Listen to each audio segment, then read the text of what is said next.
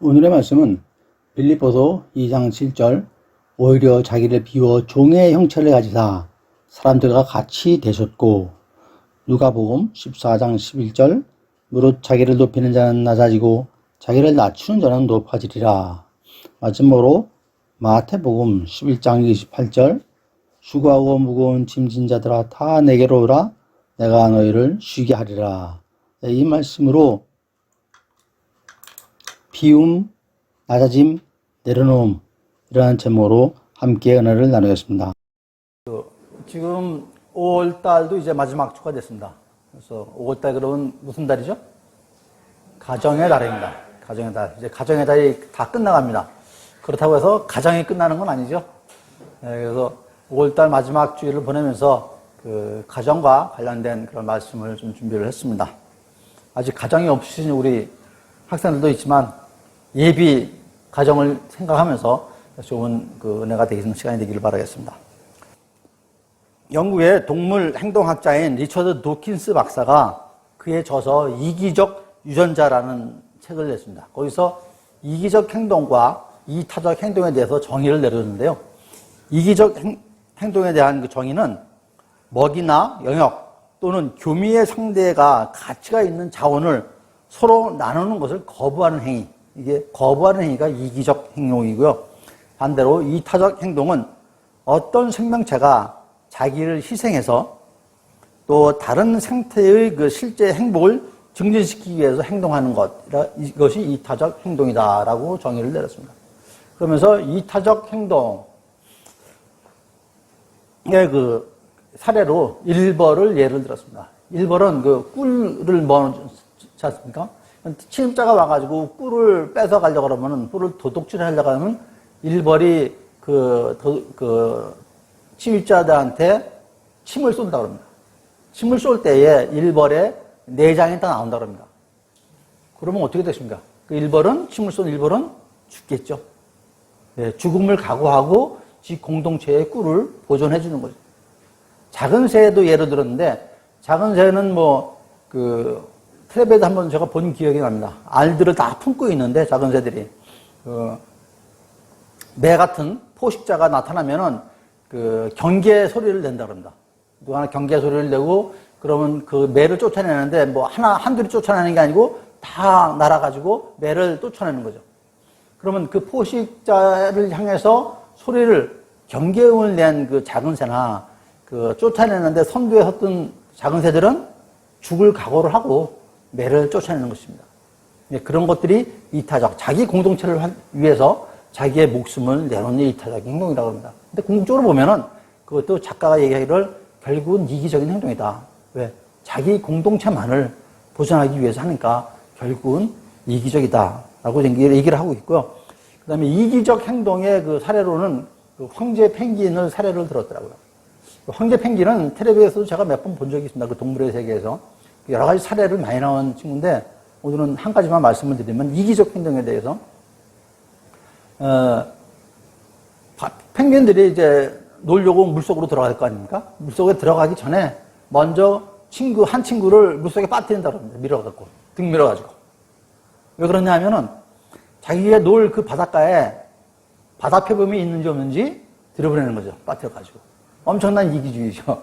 엄청난 이기주의인데, 실제로 이 황금 펭귄이 그 자식 보호하는 거는 엄청납니다. 거의 목숨을 다 바쳐서 자기 알을 품고 그 종족을 번식을 시킵니다.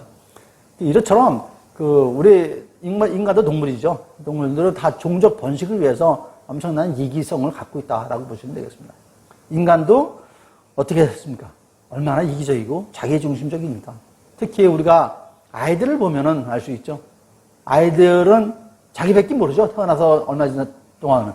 오로지 자기만 생각하고 있습니다. 아직 인지 능력이 없으니까 그렇게 되겠죠. 근데 그것이 자라면서 점점 더 이제 배워나가는 거죠. 친구들하고 또 또래들하고 같이 학교에서, 가정에서 이렇게 배워나가면서 공감의 능력이라든지, 그 다음에 배려의 능력이라든지 이런 걸 하나하나 나가면서 이기적으로 똘똘 뭉쳤던 게 이타적인 것이 들어와가지고, 얼마나 많이 들어오는 따라가지고, 여러분들처럼 봉사들 많이 하시는 분들도 계시고, 이제 그런 거 아닌가라고 생각을 합니다. 인간은 사회적 동물이기 때문에 공동체 생활을 통해서 이렇게 여러 가지를 배우고 또 실습해 나가는 거다라고 말씀을 드리겠습니다. 근데 이러한 개념이 언제 바뀌냐 하면은 결혼을 통해서 결혼할 때 완전히 바뀝니다. 그러니까 커오는 동안에 배웠던 이타적인 그런 행동들이 결혼하면은 완전히 새로운 세계의 또 이타적인 행동으로 가야 되는 거죠.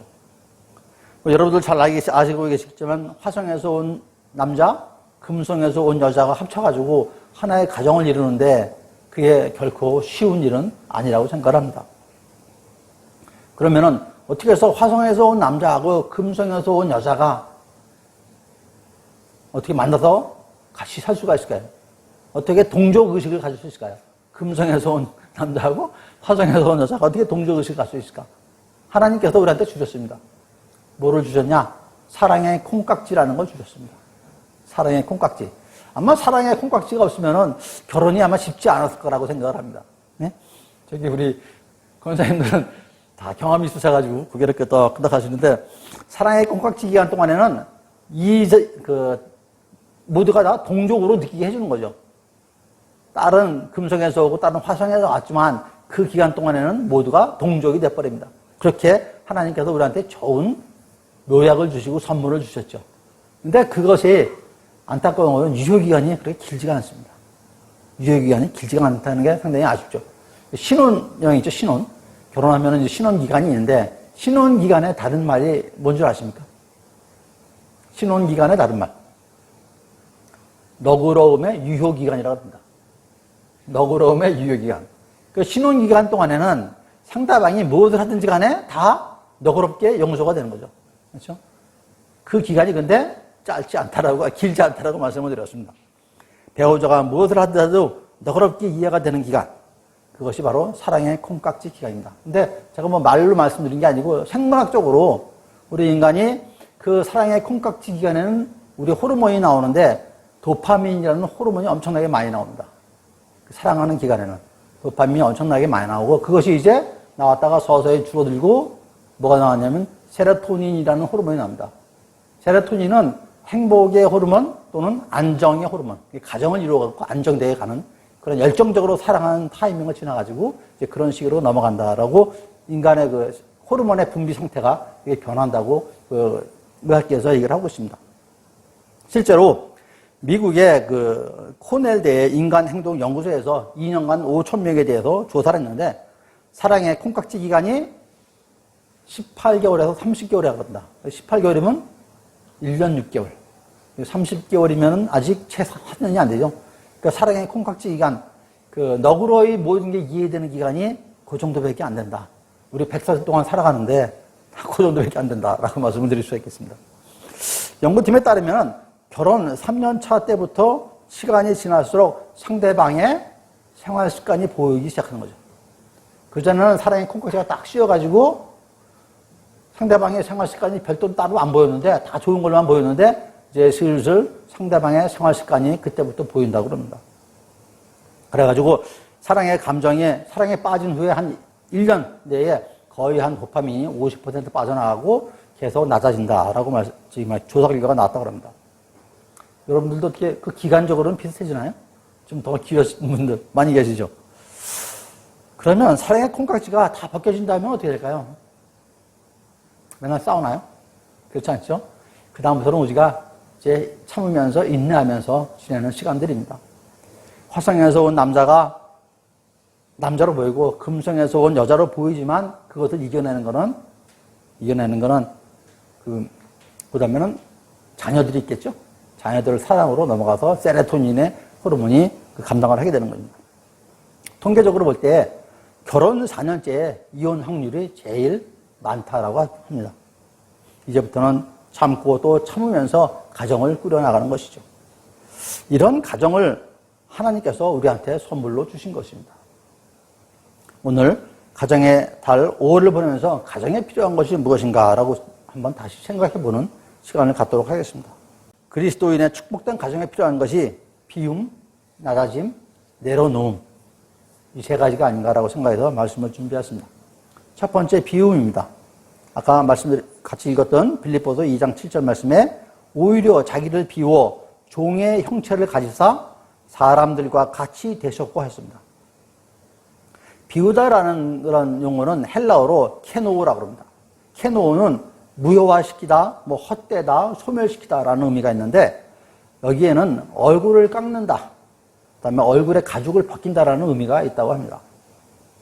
조각가가 칼이나 정으로 돌을 깨가지고 조각을 하지 않습니까?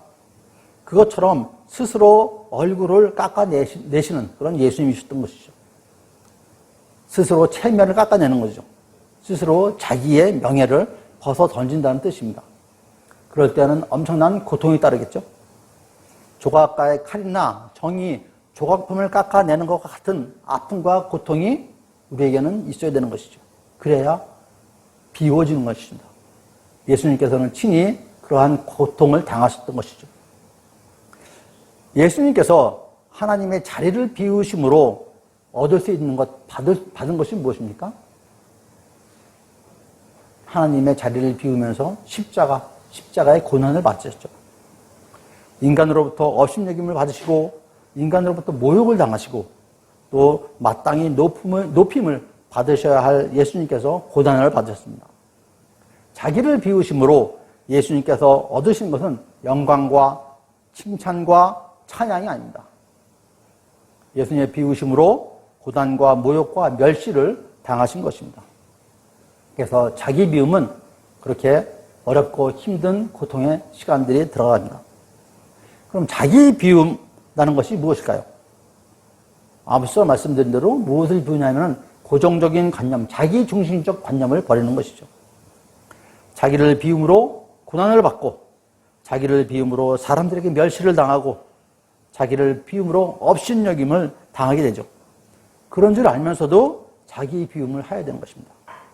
특별히 우리 그리스도 신앙인들은 자기 비움의 고통이 있는 줄 알지만은 우리가 걸어야 할 길, 십자가의 길, 고난의 길을 걸어가는 사람들입니다. 오늘의 본문은 예수님께서 자기 비움에 대해서 말씀을 하셨습니다. 그리고 이러한 예수 그리스도의 마음을 우리에게 품으라라고 말씀을 하십니다.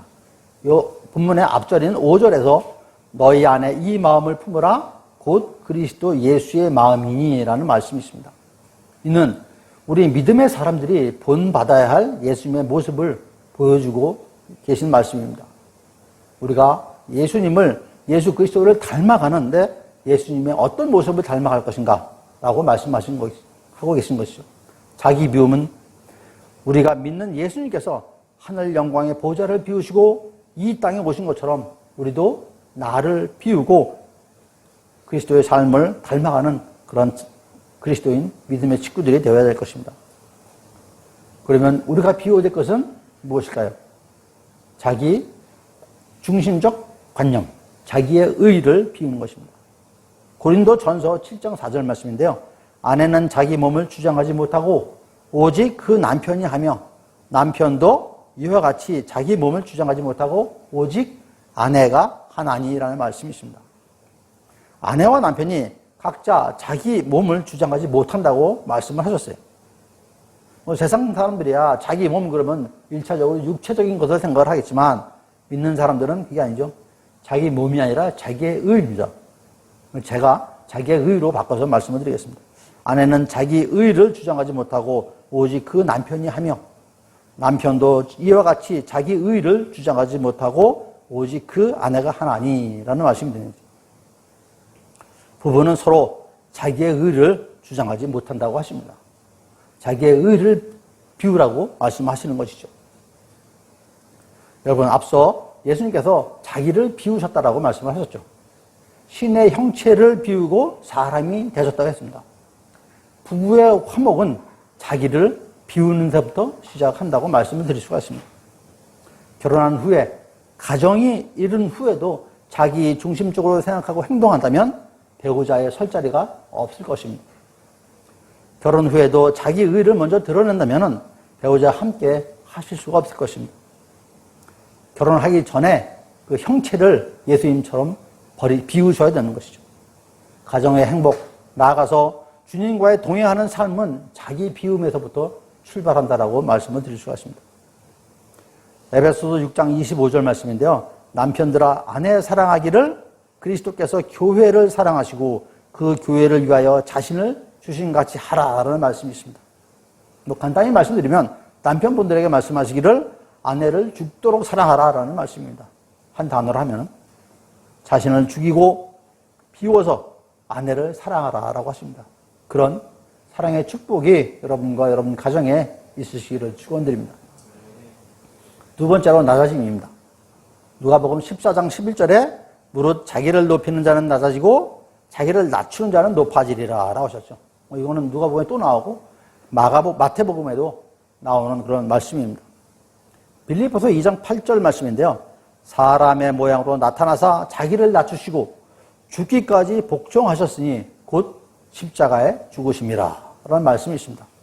여기서 낮추다라는 말이 헬라어로는 타페이노라고 합니다. 타페이노는 그 의미 안에 겸손이라는 말이 같이 들어가 있습니다. 베드로전서 5장 6절에 그러므로 하나님의 능하신 손 아래에서 겸손하라 때가 되면 너희를 높이시리라 라는 말씀입니다. 이 구절에 나오는 겸손하다 역시 타페이노라고 되어 있습니다. 즉 자신을 낮춘다는 의미는 겸손하다는 것이죠. 그러면 성경에서 가장 겸손한 장면, 가장 겸손하셨던 분이 누구실까요? 자기를 가장 낮추신 분 예수님이시죠. 요한복음 13장에 기록된 예수님께서 제자들의 발을 씻겨주셨죠. 13장 5절에 이에 대야에 물을 떠서 제자들의 발을 씻기시고 그 두르신 수건으로 닦기 시작하여 라고 했습니다.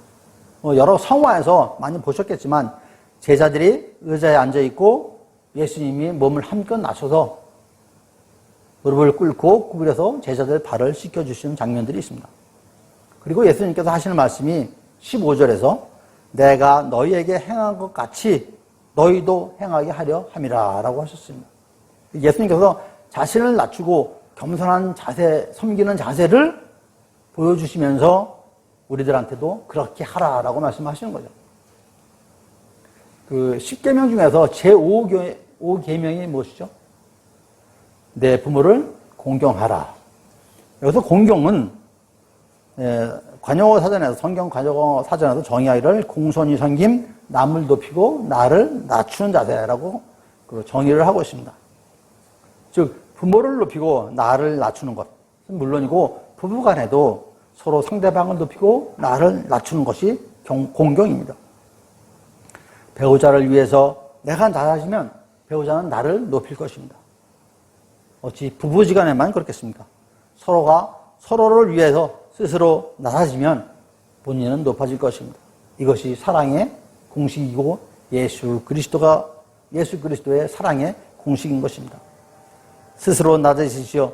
제자들의 발을 씻어주신 예수님이 그 제자들에게 우리도 그렇게 하라라고 말씀하셨습니다. 그러한 낮아짐으로 여러분들의 가정을 이끌어주시는 여러분들이 되시기를 축원드립니다. 오늘 돌아가시면 한번 남편분은 아내분의 발을, 아내분은 남편분의 발을 한번 씻어주심이 어떠하실지요? 내가 진심으로 낮아지는 것은 상대방에 대한 사랑 없이는 되는 것이 아니죠. 그리스도의 사랑 안에서 나는 낮아지고 상대방을 높이는 축복된 그런 부부 가정 되시기를 축원드립니다. 세 번째로 내려놓음입니다.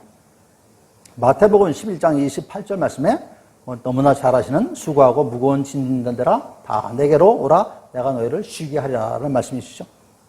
한때 내려놓음이라는 말이 상당히 많이 유행을 했죠. 그 몽골 선교하셨던 그 유영규 선교사님께서 내려놓음이라는 책을 쓰셨죠. 속편까지 나왔는데 사실 이 책을 쓰실 때 선교사님도 책이 이렇게 대히트를 실지는 전혀 생각을 안 했다고 그러시더라고요. 응? 그래서 그 복음성가에도 있는데 내가 주인 삼은 모든 건 내려놓고 내 주 대신 주 앞에 나가 내가 사랑했던 모든 건 내려놓고 주님만 사랑해. 믿음의 찬양이 있습니다. 실제로 성경에서도 오늘 말씀이죠. 수고하고 무거운 짐진 자들아 다 내게로 오라. 내가 너를 쉬게 하리라고 하셨습니다. 성경에서는 내려놓음이라기보다는 버려두고라는 용어가 많이 나옵니다. 예수님께서 갈릴리 해변에서 고기를 잡고 있던 베드로, 안드레, 요한, 야고보를 불러가지고 나를 따르라 라고 하니까 성경에 그렇게 써 있죠. 그 사람들이 자기 생업을, 그물, 배, 심지어는 아버지까지 버리고 예수님을 따랐다라고 기록이 되어 있습니다. 세상적인 생업을 비롯해서 세상의 모든 것을 내려놓고 예수님의 부르심에 따라간 것입니다. 이 버려두고가 헬라어로는 아피에민이라고 합니다. 아피엠인데 거기는 떼어놓다, 버리다, 포기하다 이런 의미가 같이 포함되어 있습니다. 근데 내려놓는 거하고 포기하는 거하고는 뭐 우리 한국어 공부하는 친구들 있지만 의미가 다르죠. 내려놓는 거는 내가 할 수 있는데 안 하는 것. 포기하는 거는 하고는 싶은데 능력이 없어서 내가 못하는 것, 포기하는 것이. 내려놓는 거하고 포기하는 건 약간 뉘앙스가 다릅니다. 구약시대에도 아브라함에게 하나님께서 말씀하시기를 고향과 친척과 아버지의 집을 떠나라고 말씀하셨죠. 버려두고 떠나라고 하였습니다. 호화스럽고 음란하고 그 쾌락의 도시인 하란에서 떠나라고 했습니다. 세상적인 모든 걸 내려놓고 버리고 떠나라고 하셨죠. 여러분 잘 아시는 마태복음 그 19장에 부자 청년 얘기가 있습니다. 그렇죠? 부자가 자기는 의로운 사람이라고 생각을 하고 예수님께 물어보죠. 어떻게 해야 영생을 얻을 수 있겠습니까? 예수님께서 하시는 대답이 너 가진 모든 소유를 팔고 가난한 사람한테 주고 나를 따르라. 근데 그 부자 청년은 결국 그 재물을 사랑해서 그 재물을 버리지 못하고 예수님을 따라가지 못했죠. 여러분, 지금 여러분들이 가장 사랑하고 계신 게 무엇입니까? 여러분들의 삶에서 가장 사랑하는 것, 내려놓지 못할 것이 무엇이겠습니까? 그럼 부부도 있으시겠지만 아마 가정이 있으신 분들은 첫째가 자녀분들을 내려놓지 못하실 것입니다. 자녀 양육이 얼마나 힘듭니까? 자녀 양육이 무겁죠. 그런데 자녀 양육이 왜 무거울까요? 눈에 넣어도 아프지 않은 우리 애들인데 자녀 양육이 왜 무거울까요? 그 이웃집 자녀, 자녀들의 친구들하고 같이 보니까 무거워진 겁니다. 걔들보다 더 멋있게 키워야 되니까. 그거를 내려놓으라고 하시는 것이죠. 자녀 양육의 짐을 내가 지는 게 아니고 하나님께 맡기는 것입니다. 나의 관점에서 자녀를 양육할 것이 아니라 하나님의 관점에서 양육하라고 하시는 것이죠. 하나님께서는 부모인 우리들에게 명령을 하셨습니다. 말씀에도 있습니다. 신명기 6장 7절 말씀인데요. 내 자녀에게 부지런히 가르치며 집에 앉았을 때든지 길을 갈 때든지 누워 있을 때든지 일어날 때든지 이 말씀을 강론할 것이며 라고 했습니다. 즉 하나님의 말씀으로 양육하라고 신명기에서 명령을 하셨습니다. 나의 관점, 세상적인 방법이 아니라 하나님의 관점, 하나님의 방식으로 자녀를 양육하라고 말씀하셨죠. 그리스도의 사랑 안에서 자녀를 사랑하고 말씀으로 양육하라고 하시는 것입니다. 에베소서 6장 4절 말씀인데요. 또 아비들아 너희 자녀를 노엽게 하지 말고 오직 주의 교훈과 훈계로 양육하라라고 하셨습니다. 여기서 노엽게 하지 말라는 것은 육적으로 인간적으로 양육해서 화를 일으키지 말라는 것이죠. 그리고 오직 영적으로 자녀를 양육하라는 말씀입니다. 자녀를 위한다고 하면서 자녀를 위하는 것이 아니라 자녀를 통해서 나의 욕심, 나의 야망을 채우려는 그런 일들이 얼마나 많습니까, 세상에. 내려놓으셔야 한다. 물론 여기 계신 분들은 다 내려놓으신 분들이지만 내려놓고 오직 주님께 맡기십시오. 잘 아시는 사무엘의 어머니 한나의 얘기 있죠.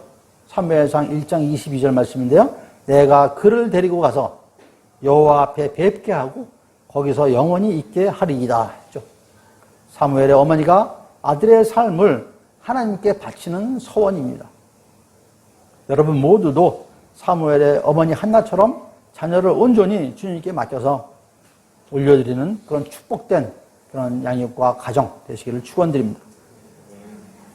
오늘의 말씀을 정리를 해서 말씀을 드리면은 예수님께서 자기를 비우고 사람으로 오셔서 우리한테 오셨습니다. 그리고 제자들의 발을 지켜주시면서 낮아지셨습니다. 그리고 우리에게 무거운 짐을 내려놓고 당신께 오라고 말씀하십니다. 가정의 달 5월을 보내면서 또 감사의 달 5월을 보내면서 주님께서 주신 사랑의 공동체 가정을 하나님의 뜻에 합당하게 이루기 위해서는 옛사람의 나를 버리고 새 사람으로 거듭나는 것은 물론이고 그리스도의 사랑 안에서 자신을 낮추고 상대를 높이며 내가 가정을 자녀를 키운다는 양육한다는 것이 아니라 모든 것을 내려놓고 온전히 주님께 하나님께 맡길 때에 주님께서는 풍성한 열매를 그 가정을 통해서 가족들을 통해서 이루게 하시리라 믿습니다. 그러한 축복에 사랑이 넘치는 여러분들 가정 자녀들 되시기를 부부 되시기를 축원드립니다. 네, 잠깐 기도하겠습니다. 할렐루야. 하나님 아버지 감사합니다. 항상 저희들을 지켜주시고 인도하여 주시고 이러한 아름다운 공동체에서 함께 주님을 섬길 수 있게 하신 감사드립니다. 오늘 5월 가정의 달을 마지막 보내면서 다시 한번 가정과 자녀와 부모와 자녀들을 생각하며 비우고 낮아지고 내려놓는 그런 말씀을 묵상하였습니다. 하나님 저희들 살아가면서 이 말씀 붙들고 살아가서 우리의 가정이 그리스도 안에서 풍성한 사랑의 은혜가 넘치는 가정 되게 하여 주시옵소서. 함께 하여 계신 믿사고 이 모든 말씀 사랑의 우리 구주 예수 그리스도 이름으로 감사히 기도드렸사옵나이다. 아멘.